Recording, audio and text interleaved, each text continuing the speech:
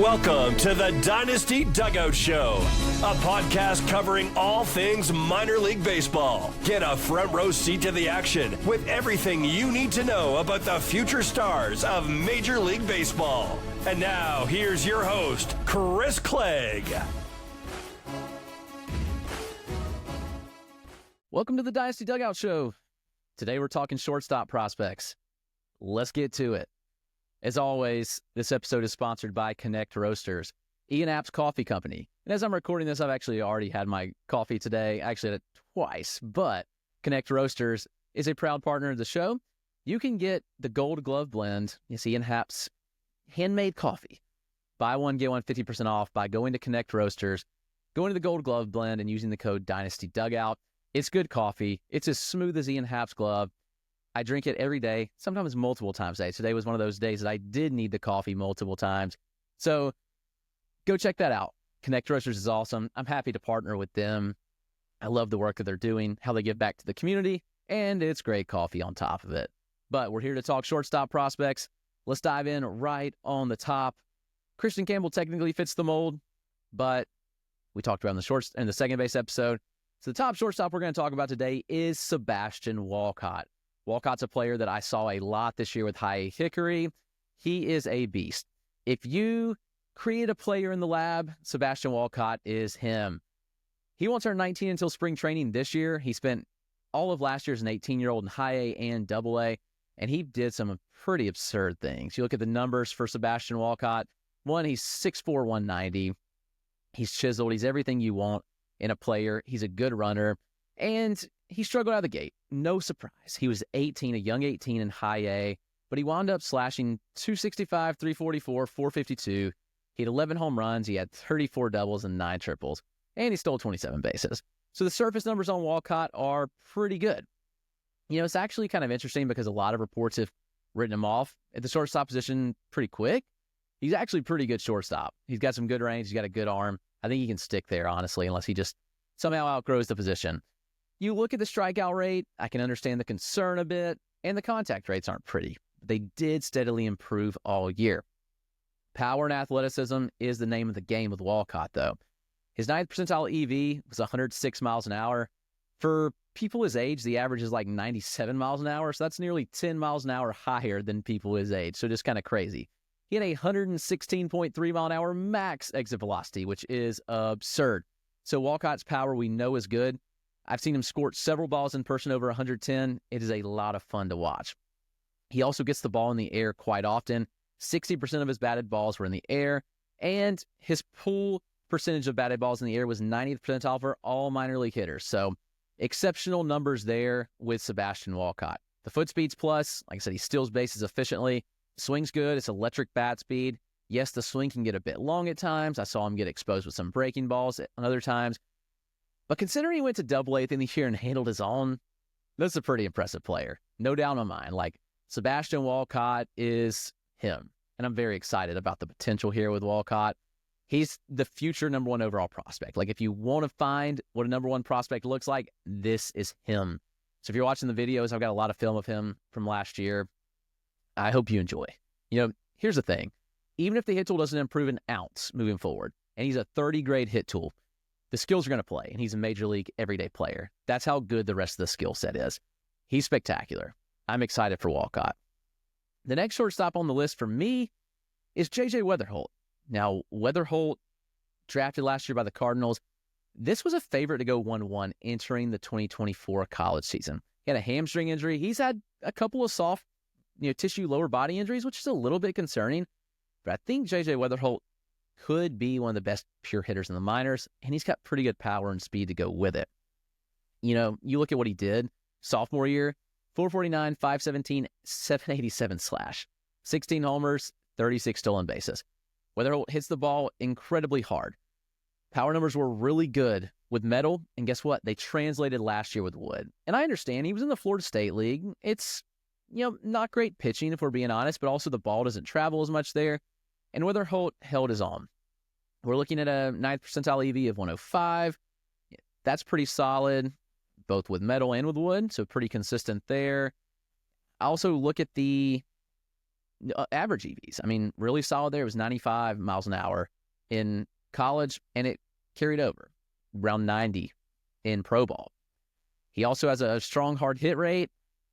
Wetherholt's contact skills are elite, though. I mean, you're looking at an 85% contact rate, 88% end zone, and the eye at the plate. The discipline is so good with Wetherholt. He had a 14% chase rate. That's absurd. So really good chase rate there. It all carried over. I think Wetherholt skips high A. I bet they send him a double A out of the gate in 2025. That's a pretty special bat. And another one, if he's healthy, he could sort of the top of prospect list. If J.J. Wetherholt is the number one prospect in baseball by midseason, I'm not shocked at all. Neither would I be shocked by this guy. Another young kid like Walcott, Leo Vries. Vries signed in January 2024. He not only skipped DSL, he also skipped the complex, and he went straight to single A. It's just kind of crazy. He got a $4.2 million bonus, and he lived up to it. Every single bit of it. Leo Vries is really, really good. He got off to a slow start in 2024, and justifiably so, but the second half was incredible. The slash line that he finished with was 238, 361, 422. He had 11 home runs, 36 extra base hits, and 13 stolen bases. But the numbers improved all year. The strikeout rate dropped. The walk rate rose. Contact rate rose with it.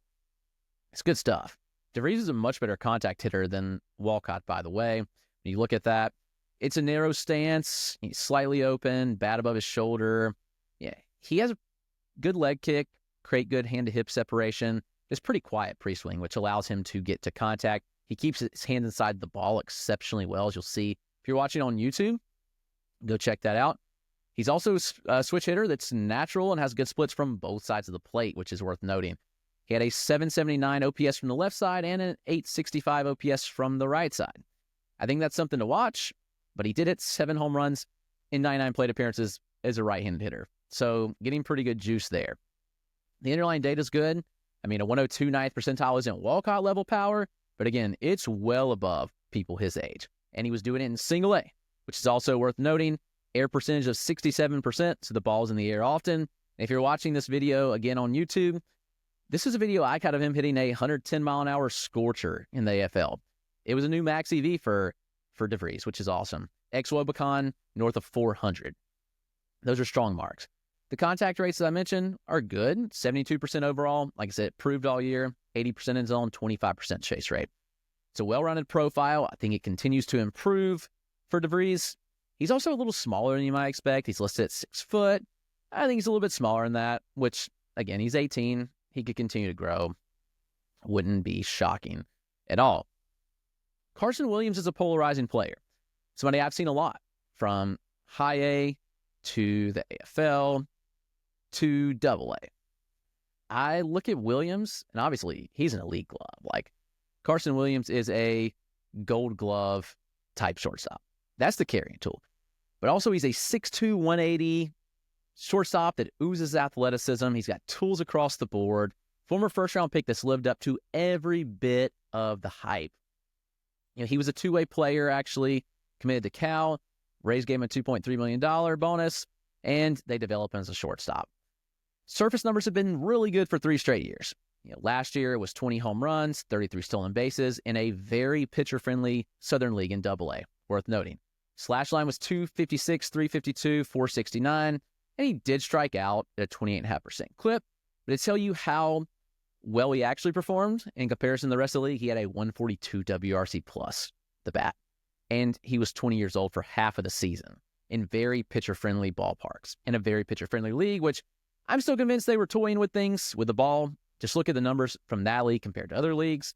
It's pretty crazy. The bat speed's really good. The exit velocity data is above average to plus. Williams is kind of like a line drive approach, scorch it to all fields type. He's a 25 home run bat in the majors, and he's a very good runner, and he's efficient on the base pass. I think he's got plus speed. I've got some plus clock times on him from 2023 in the AFL and in high A. And you look, and I think that he could steal 25 bases too. I mean, he's efficient on the base paths. The approach is good. It's a low chase rate. He doesn't chase all that often. The contact rates are the question, especially with breaking balls. I think that he's going to have to figure that out. But again, he's young. I think there's so much to dream on with Carson Williams, so it's way too soon to write him off. especially given his glove and his range at shortstop and his speed. Like, I think it might be 70 grade speed, legit. It's really good. Plus power, above average power. I think you can dream on the upside of Carson Williams. I'm definitely in there. Talked about Kevin McGonigal with the Tigers in the second base episode, so go check that out if you hadn't already. Jesus Mate, the most polarizing prospect in baseball. Why? Because everybody's going so high on Jesus Mate. Some people hate it, others love it. I'll tell you, the evaluators that I respect most in the industry are sky high on Jesus Mate. The evaluators that I respect most in this industry are sky high on Jesus Mate. The scouts that you talk to in the industry, and I've built a couple of good connections on that side too, in the international side, they think that this guy could have the most upside of any prospect in baseball. It's a 17-year-old who started playing baseball really late in life. Like, he really got going with baseball at like 14, 15. It's crazy. And yes, it was the DSL, but Jesus Mate, what he did was absurd. Here's my thoughts. You can throw out the surface numbers in the DSL, and I could care less. I don't even have to reference them here. They were impressive. The slash line was impressive. The power speed's impressive. Throw it out the window. Throw the strikeout rate out the window for all I care. It doesn't matter. Those numbers don't really matter to me. What I'm looking at is the video, and what I'm looking at is the StatCast underlying data. Jesus Mate's combo of StatCast data was the best of any minor league hitter in all the minors, not just the DSL. He had some of the best rookie ball data dating back to Wander Franco. I know that name's forbidden to talk about, but Wander Franco was a superstar in the making. Jesus Mate's data was the best we've seen in rookie ball since Wander Franco. I understand it's a different day and age. We're talking 2024 versus, 2018? Maybe it was 2017. I don't remember off the top of my head. But the combo of skills is elite with Jesus Mate. Everybody knows the data. It's public at this point. No other DSL data is really public at all. But I can tell you, he is elite in every category. A 104 mile an hour 9th percentile exit velocity, 8 miles an hour higher than his age average, elite. The contact skills, he was 88% overall. Look, see the numbers, 88% overall, 91% in zone contact. Guess what? Elite, no matter DSL or not. It was a 15% chase rate, just stupid plate approach, very, very good. I mean, that combo of skills is absurd. You look at some critiques, okay, he hits the ball on the ground a little bit too much, 50% ground ball rate. But here's the good news. Some data that's not been released in the public. 42% of his pulled balls are in the, it was a pretty impressive mark. People say, he needs to optimize more. He doesn't really, actually. We'll see how he adjusts to better pitching. I think he's going to go to single A to start 2025. But Jesus Mate's combo of skills is elite. And when you're hitting the ball out hard, he was up to 109 last year. Pretty crazy.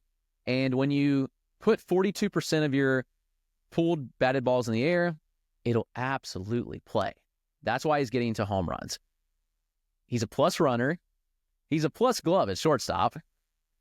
He may have plus projectable power already. I mean, his 9th percentile exit velocity was already better than MLB average at 17 years old. The hit tool's pretty dang good too. It might be plus. I have a hard time arguing against Jesus Mate. I get it. It's the DSL. I understand the argument against it because it was DSL and DSL data. I don't care. I honestly don't. The video, the scout feedback, and the data is absolutely insane. Hard hit rate in here, 50%. Crazy. I mean, he checks every box. My thoughts on the swing are this. I mean, he starts square in the box, maybe slightly a tad open. He uses a toe tap, gets back to square. He creates a really good coil and rotation in the box. His hands drop a bit, and he does kind of barrel tip to the sky. And while his hands do move a lot, he stays on plane really well, and he creates good lag in the zone. Hands are super quick. It's strong wrist and hands. The whole body creates a super explosive swing.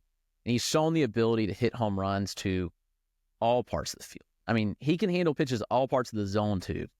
Exceptional barrel control.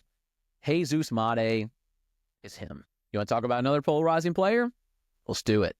Marcelo Mayer checks in as my 8th-ranked shortstop prospect.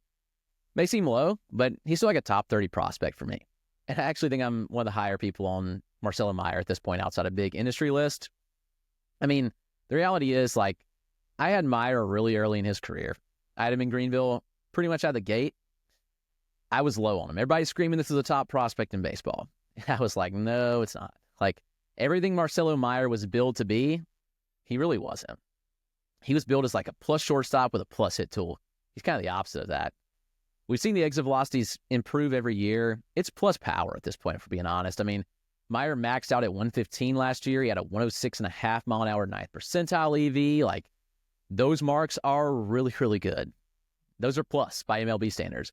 Also, worth noting, Marcelo Mayer was 21 last year, and he was doing that. So the power growth, the bat speed, all those things are very, very notable. It's a strong frame. He's 6'3", 188 list. I mean, maybe 6'2", but he's strong, very strong frame.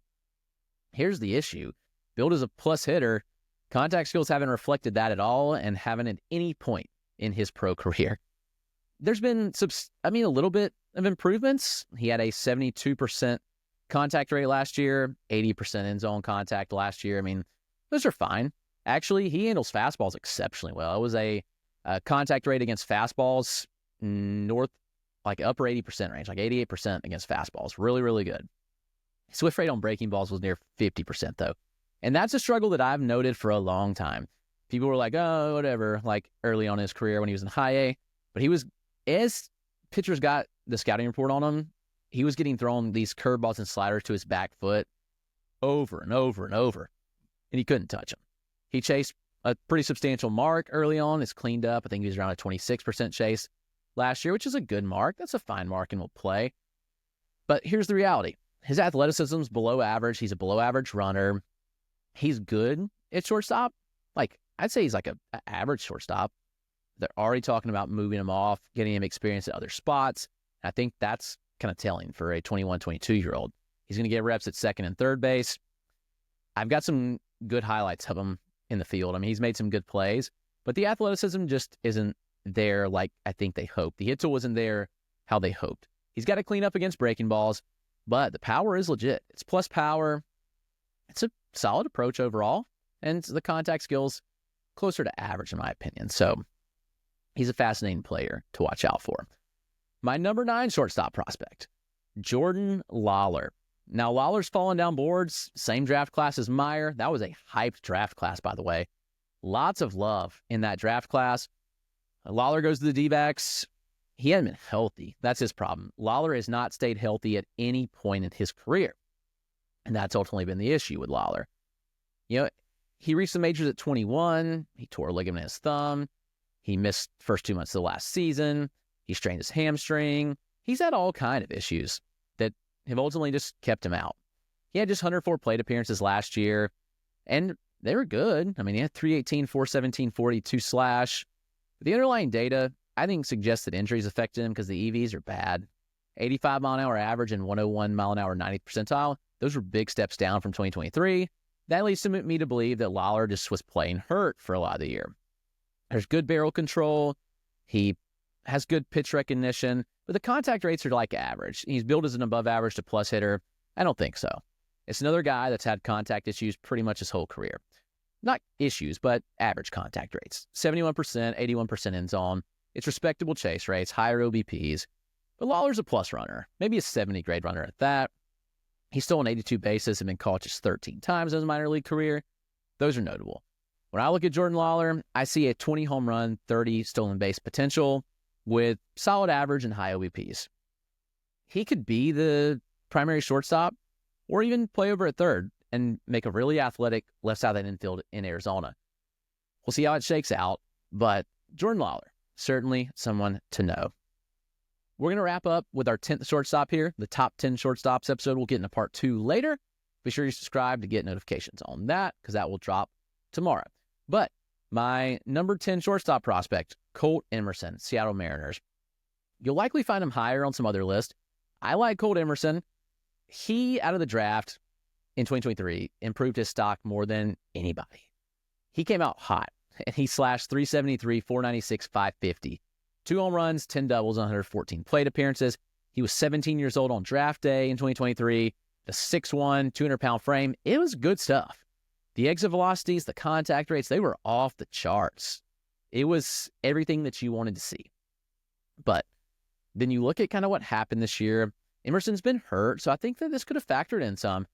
But the underlying data took a step back. Contact rates were still good, 82% overall contact, 87% in-zone contact. Those are good marks. He rarely expands the zone, having a chase rate around 20%. And he had a 15% walk rate in 2024. But as I mentioned, exit velocities were weird because in the and I will say, small sample caveat in 2023 out of the draft, but he had a 105 mile an hour ninth percentile. It dipped to 102 miles an hour. So that's something that's worth watching at least. But his average EV checked in at 89 miles an hour. Go to the AFL, he hit the cover off the ball though. He had a 108 mile an hour ninth percentile. Again, AFL and smaller sample. He also left the AFL injured, which has been a concern. The run times are good. He stole 15 bases on 17 attempts. He has a very good 60-yard split and good home to first time, so you like to see that. Here's the problem. Emerson hits way too many ground balls. 50% ground ball rate. The failure to lift the ball has been, hurtful, at least when we're talking about his ability to get to home run power. You look and you say, where's the home runs if he's putting up these exit velocities? Well, his hardest hit balls are on the ground. He's a line drive machine, and he sprays line drives to all fields well, so it'll absolutely play. But if you're looking for a big power bat, there's going to be some swing tweaks needed. Emerson's still really young. He'll be 19 for most of the 2025 season. Likely goes to high A, may get some double A reps. We'll see how that shakes out. But Colt Emerson checks in as my number 10 shortstop prospect. That's going to wrap up this episode. We'll be back tomorrow with part 2 of the shortstop prospects, but be sure to subscribe to the YouTube channel. If you enjoy the content, we'll be putting out content every day over there, and subscribe on your favorite podcast platform as well. The Dynasty Dugout Show will be daily from here on out, so don't miss an episode. Thanks for tuning in, and thank you for your support. I am so beyond honored to get to do this every single day and do what I love, and it's only because of your support, and I appreciate it more than you know. Have a great day, everybody.